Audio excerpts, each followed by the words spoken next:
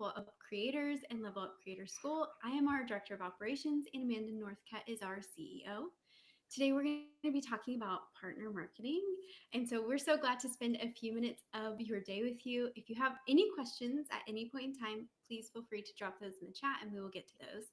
If you have not met us, there are two ways that we help thought leaders, consultants, and creators build rock solid recurring revenue businesses. The first is Level Up Creators. This is our done for you white glove consulting firm.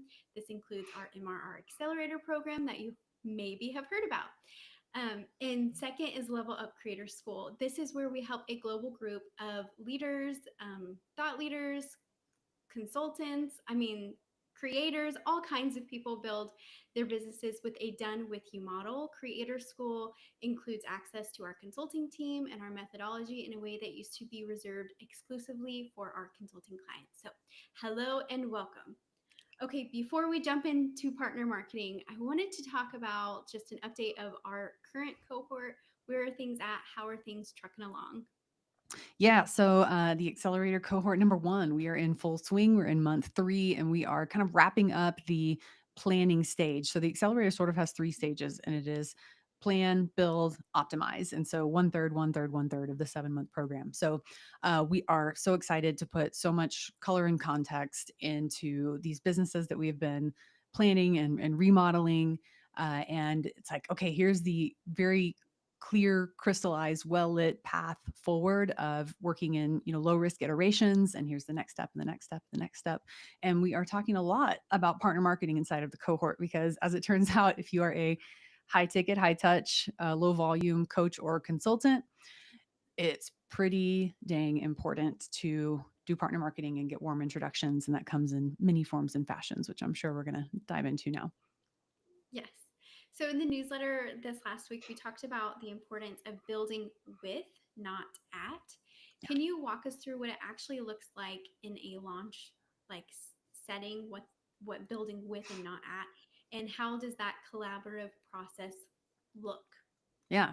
So this is definitely an Amanda Getz ism. So want to like make sure we give her credit. But yeah, she Yeah. talks a lot about launching with your community of followers, with your email subscribers, instead of like building something for them behind the scenes, right? You want to get basically confirmation at every step of the way that you are building along the right you're building the right thing, right? You're providing the right solution to the painful, pervasive problem that your community is feeling, and that you're solving a painful enough problem that people will pull out their wallets and spend discretionary money on whatever it is that you're selling, because they are feeling such an acute level of pain, and they believe that you will provide the solution. And so, um, we're really big on pilot programs and beta cohorts and testing and iterating and getting feedback. I mean, the best run businesses they have a continuous feedback loop with their customers, both from a one-on-one sort of like interviewing qualitative way to a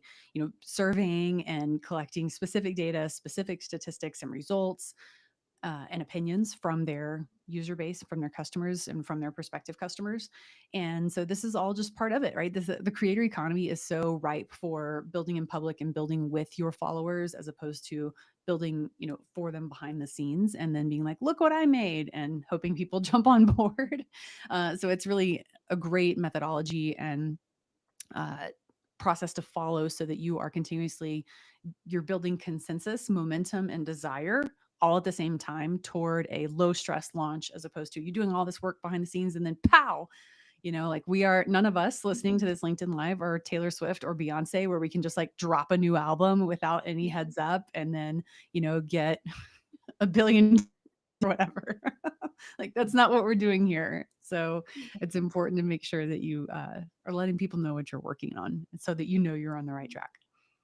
Yeah. So if somebody is just starting to think about and lean into partner marketing, where should they focus? Should they focus on audience alignment, value alignment, engagement, and Yeah. quality? And how do they go about finding the right fit of a partner? Yeah.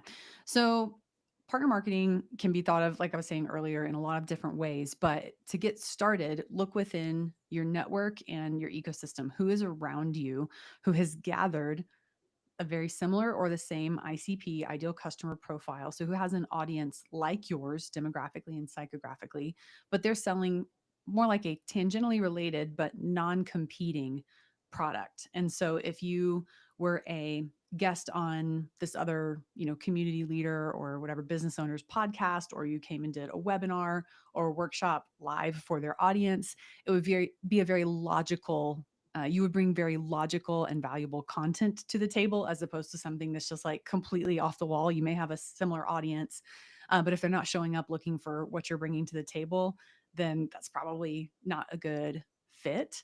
But you can do newsletter swaps, blog swaps, social media takeovers, lives. You can mention each other in posts. There's so much opportunity for how you can access another creator or business owner's audience and provide mutual equitable like value exchange, even if you have to pay to play sometimes, if you don't necessarily have an mutually beneficial offering to trade, to swap. It's totally okay to pay for those opportunities so long as you feel like it's an equitable arrangement and you want to make sure that you can track your leads and all those kinds of things that are important in what's called marketing attribution. Yeah. What's the biggest mistake that you see people make when it comes to partner marketing? Ooh, okay. There's a lot of these that come to mind, but okay, I was gonna say one, but the other one is Yeah, I'm like, careful. Just kidding. mindset. It's mindset. It's like, oh, I don't feel like I have anything to offer, and so I am not worthy of going and asking if I can go do a webinar for this other person's audience, or I'm not valuing myself, my experience, my expertise, the content that I'm bringing to the table enough. And so the mindset piece is actually massive, especially if these people are people that you do actually know, maybe have worked with in the past or something. Like imposter syndrome tends to be really, really prevalent when we are working up the courage to make these kinds of asks. And so make sure that you're reminding yourself that you are valuable because you're thinking through, how am I solving painful, pervasive, urgent, expensive problems for a specific subset of the population, which is a mirror of, it's this person's audience, right?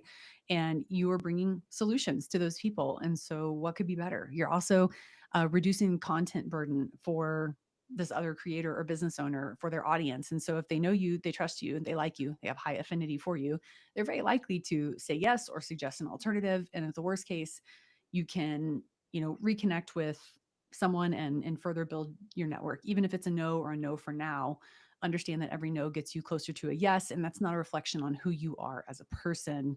It's just maybe something that's going on with the other person, or you need to make a stronger offer. Either way, like, it's okay to hear no. It's worth Yeah. the at bat. Yeah.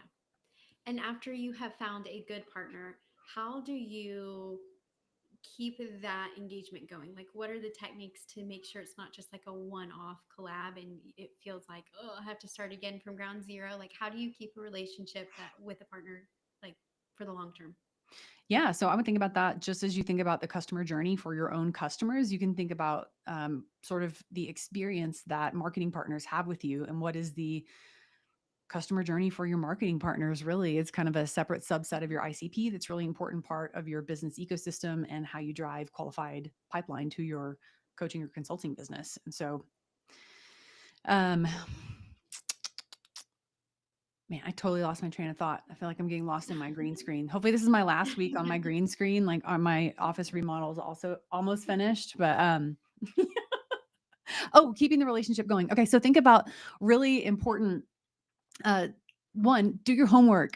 Do your homework on any partner, any prospect that you reach out to. Like, if you're reaching out to somebody, I like to use the analogy. I think I got this from Brene Brown. Like, put marbles in the jar, right? You've got to build some relational equity before you go make an ask. Engage with them on LinkedIn, subscribe to their newsletter, reply to their newsletter, email, um, repost something that they posted, say something nice about them, call them out in your newsletter and forward it to them or something, and thank them for their contribution effectively to your newsletter. So build relationship equity so that the customer experience starts out nicely for your partner, and then make an ask and be ready to offer something that is mutually beneficial and equitable to that partner. So this is a two-way street. And then get to know that person and understand what makes them tick, and make sure that what you're bringing to their audience aligns with their long-term business goals. And again, mutually beneficial, equitable relationship, two-way street. Keep up with them, continue engaging with them on LinkedIn and checking in with them. If they have kids or dogs, learn their kids and dogs' names and remember key details. And that's a huge part of partner marketing, is like building a professional friendship with the partner and coming up with creative ways to benefit one another. Make introductions to your network, like strategic introductions. Your network is, you know, a very potent form of currency in our line of work, and so think about what you can offer and how you can be helpful. And if you approach partnerships and running your business with that posture, you will very likely be much more successful than if you're like, what's in it for me? What's in it for me? What's in it for me? And how can I get the most value? But when you're looking for incentive alignment, both with your customers and with potential partners, vendors, employees, contractors, life tends to go much better. It will tend to go your way if you're approaching it with that posture. Yeah. Cool. Well, I think that's all that we have. So thank you guys so much for joining our live stream. Be sure to follow us along for more tips and insights on building a successful